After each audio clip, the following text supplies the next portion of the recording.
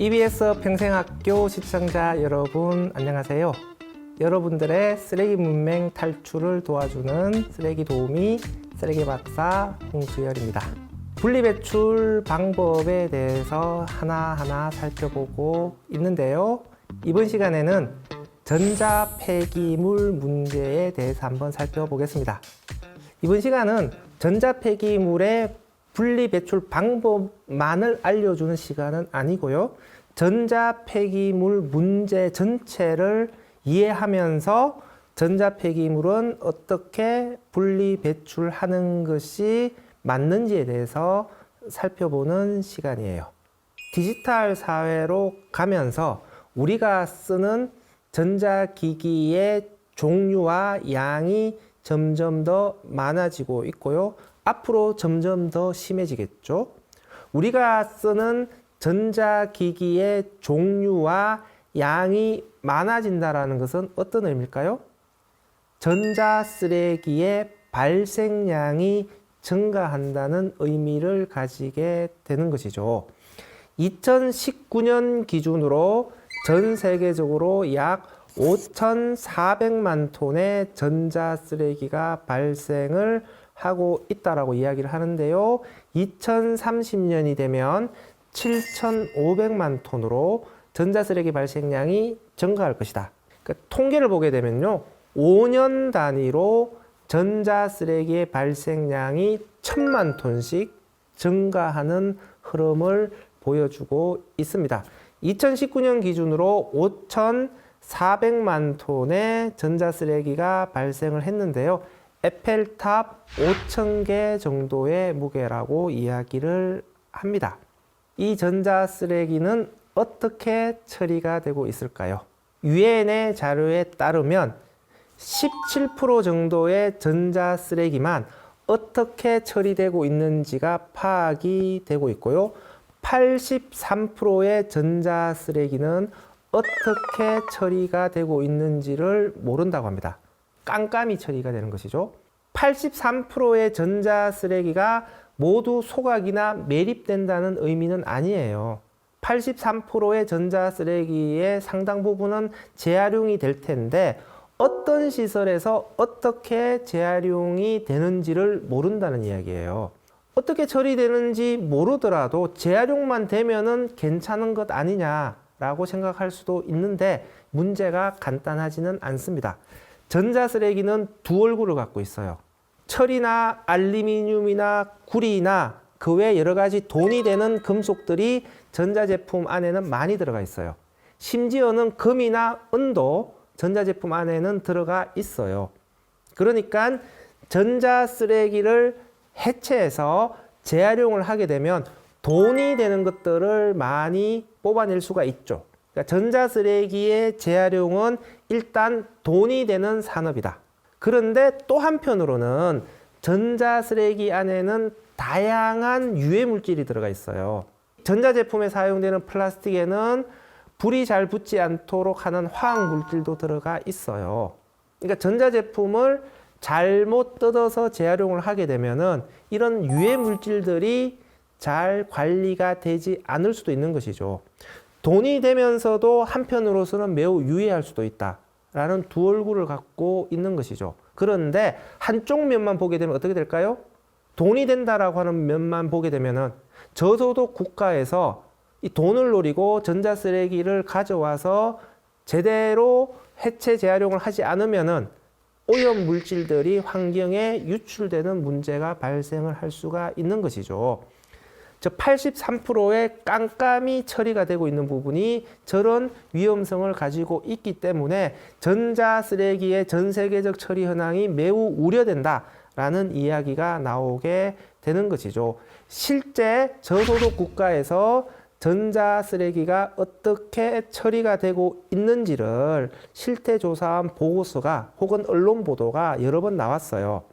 금이 들어가 있다라고 했잖아요. 금을 추출하는 공정에서도 매우 유독한 산성용액이 사용돼요.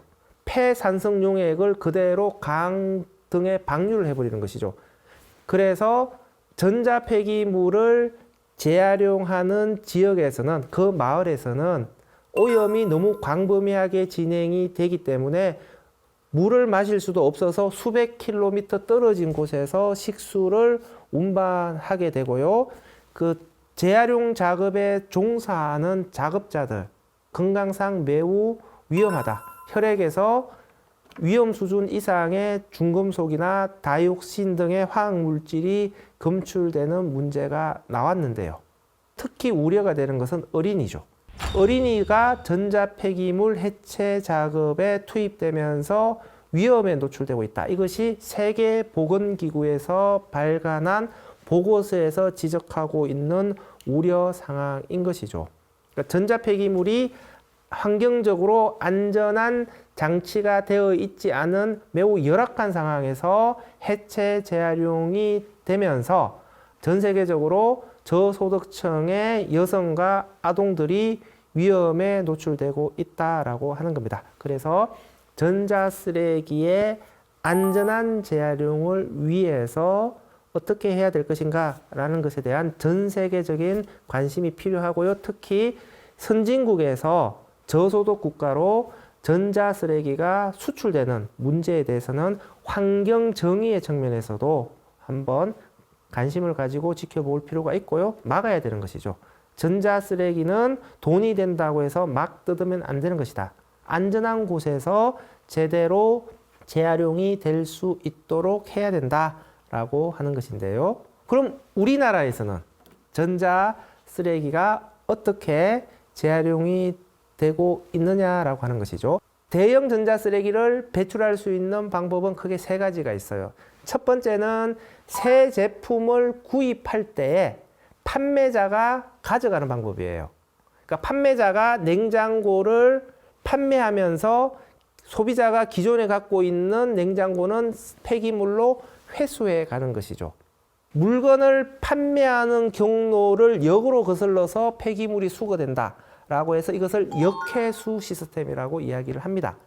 이게 법으로 정해져 있는 의무예요. 그러니까 판매자는 새 제품을 판매할 때 소비자가 기존에 쓰던 것을 폐기물로 가져가라고 요구할 경우에 반드시 가져가 줘야 됩니다.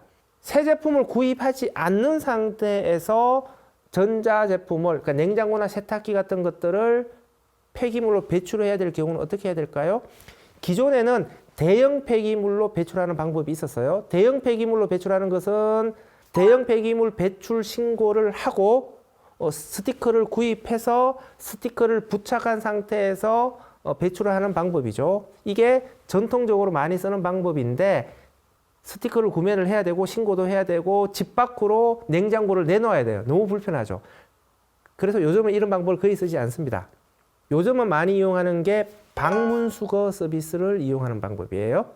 생산자들이 해주는 서비스예요. 집 밖으로 이분들이 가져가요. 그러니까 편리하게 우리가 이용할 수 있습니다. 냉장고나 에어컨, 세탁기 같이 그리고 TV 같은 것도 부피가 큰 것들은 한 개만 배출되더라도 방문수거 서비스를 이용을 할 수가 있습니다.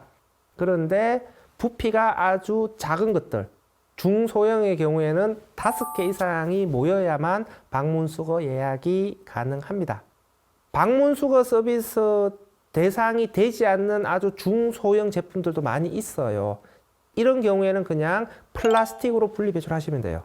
그러면 선별장에서 이런 작은 전자제품을 따로 선별을 해서 소형 전자제품을 전문적으로 재활용하는 업체들이 있어요.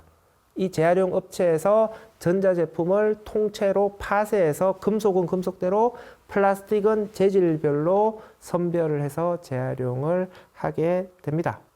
방문수거 서비스나 역회수 등을 통해서 수거된 냉장고 등의 대형 전자쓰레기는 리사이클링 센터 RC라고 하는 재활용 업체로 가져갑니다. 전국의 거점별로 이 RC들이 설치가 되어 있는데요.